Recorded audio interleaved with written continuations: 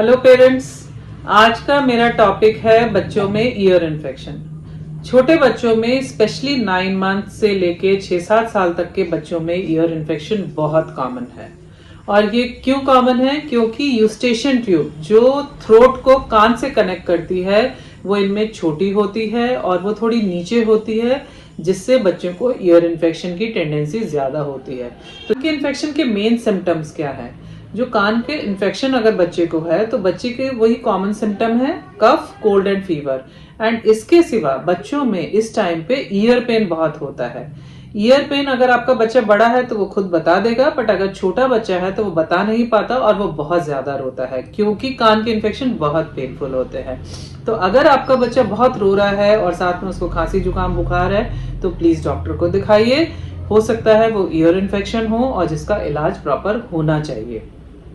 कई बार कान के इन्फेक्शन में कान से पानी भी निकल सकता है, बट ये जनरली कम कॉमन है।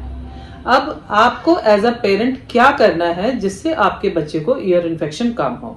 एक, आपको अपने बच्चे को ब्रेस्ट फीड एटलीस्ट 1 ईयर तक कराना है, बिकॉज इससे माँ में जो एंटीबॉडी है वो आपके बच्चे को डायरेक्टली मिल रही है, जिससे बच्चा बीमार कम पड़ेगा। बच्चों को अगर आप बॉटल दे रहे हैं तो प्लीज, ये मैं बार बार आपसे रिक्वेस्ट करती रही हूँ अपने वीडियोस में कि उसको बिठा के दूध देंगे। बॉटल को कभी भी लेट के बच्चा दूध ना पिए, बिकॉज लेट के पीने से ईयर इन्फेक्शन का रिस्क बहुत बढ़ जाता है। तो बच्चे को जब भी बॉटल दें पूरा ऐसे बिठाइए, चाहे छोटा बच्चा है उसको पूरा ऐसे सपोर्ट करके बिठा के, और आप ऐसे करके उसको पूरा 90 डिग्री बिठा के दूध दीजिए उनको। जैसे थोड़े से बच्चे बड़े हो जाते हैं तो ये नहीं कि तकिया लगा दिया और बच्चा अपने आप दूध पी रहा है, ये बिल्कुल गलत है और इससे सबसे ज्यादा ईयर इन्फेक्शन होता है। आपको बच्चे को वैक्सीनेशन टाइम टू टाइम करानी है। वैक्सीनेशन में जैसे न्यूमोकोकल हो गया, एच इन्फ्लुएंजा बी हो गया, फ्लू हो गया, ये सब आपके बच्चों को उन कीटाणुओं से बचाते हैं जो कि बच्चों में ईयर इन्फेक्शन करते हैं। अगर आपके बच्चे को खांसी जुकाम चल रहा है तो उन दिनों आप प्लीज स्विमिंग वगैरह अगर कोई एक्टिविटी करा रहे हैं तो बंद कर दीजिए, क्योंकि स्विमिंग से भी ईयर इन्फेक्शन का रिस्क बढ़ जाता है।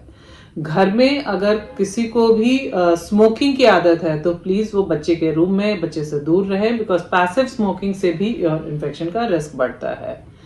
और आपको कभी भी खांसी जुकाम अगर बच्चे में परसिस्ट कर रही है, लंबा चल रही है, तो प्लीज इग्नोर ना करें, क्योंकि कौन सा खांसी जुकाम, गले का इन्फेक्शन, कान के इन्फेक्शन बदल जाएगा वो आपको नहीं पता है और इससे फिर बच्चे को अननेसेसरी प्रॉब्लम हो सकती है। तो आपको किसी भी खांसी जुकाम को इग्नोर नहीं करना है।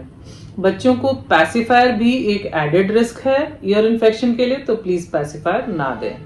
तो ये सब हो गए प्रिकॉशंस। एक बार अगर आपके डॉक्टर डायग्नोस कर लेते हैं तो उनको वो जैसा आपको ट्रीटमेंट गाइड करते हैं आप कराइए, बिकॉज इसको ढंग से ट्रीट करना बहुत जरूरी है।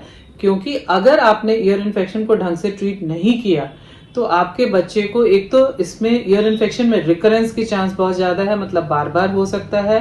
कई बार फ्लूइड पीछे रहने की वजह से टिम्पैनिक मेम्ब्रेन में डैमेज हो सकती है, पर्दा फट सकता है और हियरिंग इश्यूज भी आ सकते हैं। तो प्लीज पेरेंट्स, ईयर इन्फेक्शन को लाइटली ना लीजिए और उसको टाइमली और फुल्ली ट्रीट कराइए। I hope I am clear. और फिर भी कोई दिक्कत है आप मुझे कमेंट सेक्शंस में पूछ सकते हैं। थैंक्स।